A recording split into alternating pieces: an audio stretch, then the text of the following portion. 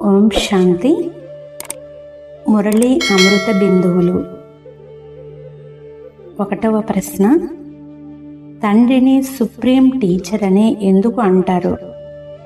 జవాబు: ప్రపంచంలో ఎవరూ అర్థం చేయించలేని డ్రామా రహస్యాలను ఒక్క తండ్రి మాత్రమే అర్థం చేయించగలరు.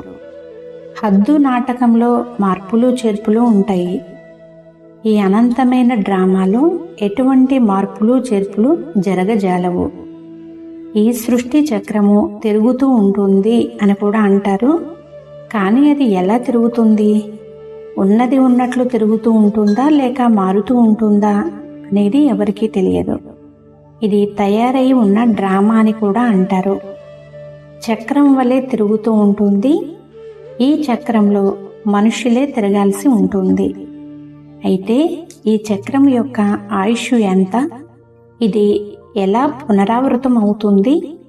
ఒకసారి తిరిగేందుకు ఎంత సమయం పడుతుంది? ఈ రహస్యాలు ఒక్క తండ్రికి తప్ప ఇంకెవ్వరికీ తెలియదు.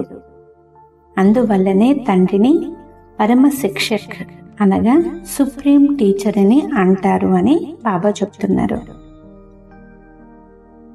2వ ప్రశ్న, జ్ఞానము ఎప్పుడు అవసరం అవుతుంది? జవాబు: అర్ధకల్పం సద్గతి, అర్ధకల్పం దుర్గతి ఉంటుంది. సద్గతి ఉన్నప్పుడు జ్ఞానము అనే పదం కూడా ఉండదు. ద్వాపరము నుండి కలియుగాంతం వరకు దుర్గతి ఉంటుంది.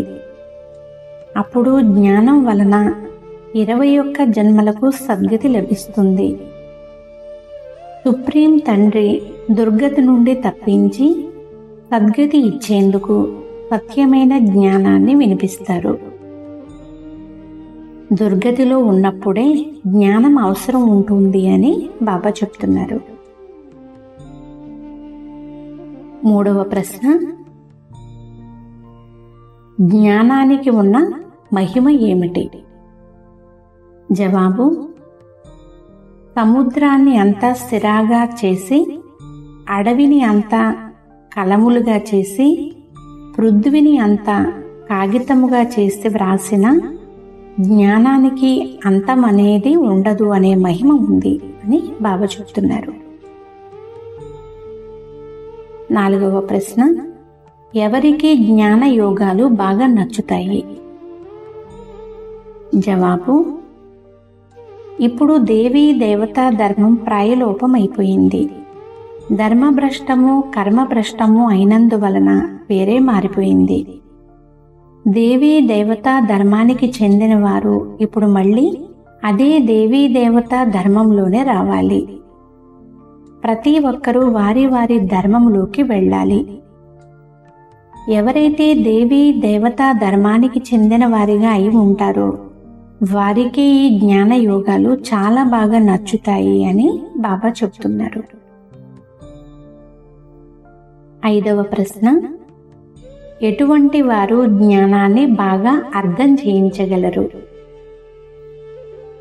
జవాబు: ఈ జ్ఞానాన్ని జ్ఞానసాగరుడైన తండ్రి మాత్రమే వినిపిస్తారు.